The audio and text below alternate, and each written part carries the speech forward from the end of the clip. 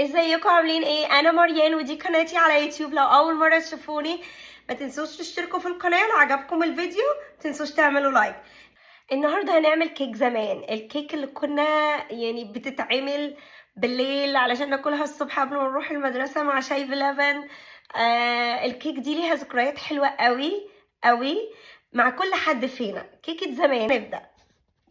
الكيك دي سهلة جدا، يعني مقاديرها حلوة قوي وسهلة جدا، موجودة طبعا في كل بيت. يعني مش هقولك افتحي التلاجة وهاتي منها حاجات من الفضاء، انت هتجيبي بس من التلاجة بيض ولبن.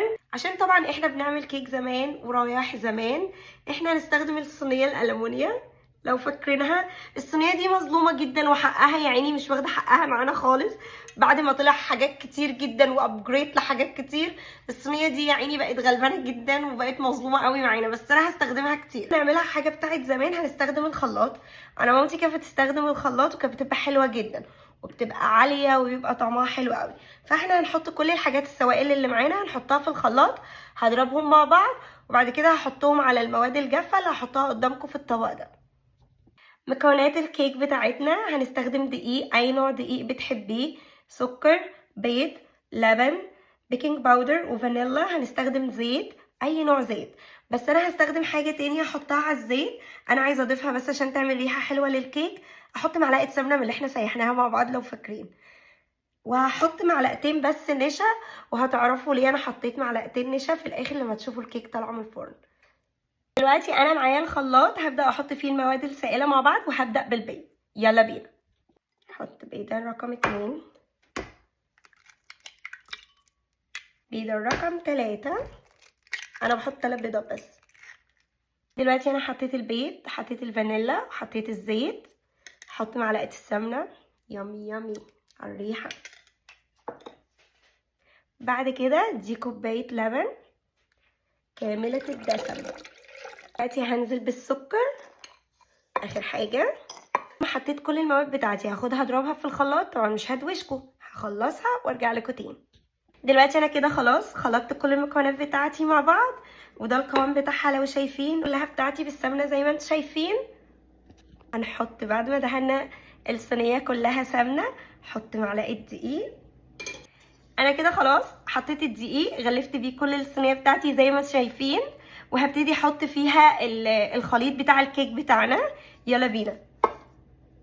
دلوقتي انا حطيت كل الخليط بتاعي في قلب الصينيه، وهشيلها ارفعها اخبطها كده. هرفعها واخبطها. دلوقتي هاخد الصينيه بتاعتي احطها في الفرن على نار متوسطه. انا النار متوسطه عندي في الفرن 350.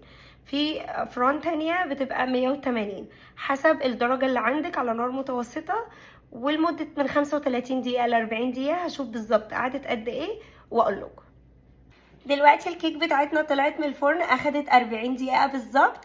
دلوقتي انا قلبت الصينية بتاعتي بعد ما بردت، سبتها حوالي 10 دقايق بس هديت شوية.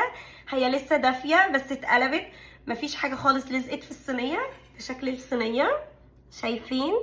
اهم حاجة لما تيجي ترشوا الدقيق تطلعوا كل الزيادات من الصينيه. الكيك بتاعتي انا خبزتها في صينيه مقاس 28. لو حابين الكيك تبقى اعلى شويه في الارتفاع ممكن تخبزوها في صينيه مقاس 26، بس انا مش هيفرق معايا علو الكيك. انا بس عايزه اكل حاجه تفكرني بزمان، تفكرني بروايح الزمن الجميل، تفكرني بريحه زمان وانا واقفه صغيره كده جنب ماما ومستنيه ان هي تطلع الكيك من الفرن. كانت تقعد تقول لي استني شويه لما الكيك تبرد. فانا مبسوطه قوي بالريحه. انا حاسه ان انا هعيط، انا بقالي كتير قوي ما عملتش الكيك دي. فرحانه بيها قوي، متحمسه ان انا اقطعها واكل منها. نفسي قوي تجربوها، بس انا عايزه اقطعها واوريها لكم شكلها من جوه قبل ما اقفل معاكم. بعد ما قطعتها الشكل تحفه، الريحه حلوه جدا، اللون بيحكي عن نفسه. فانا عايزه اوريكم انا قطعتها بطريقه كده متعلماها زمان من ماما. فعايزه اوريكم شكلها، عايزه اطلع حته اوريها لكم. بصوا المنظر، انا مقطعاها مش مكعبات. بصوا طريه ازاي، شايفين شكلها تحفه. الريحه حلوه قوي، معلقه السمنه مدياها ريحه حلوه جدا. عايزه اوريكم برضو الحروف.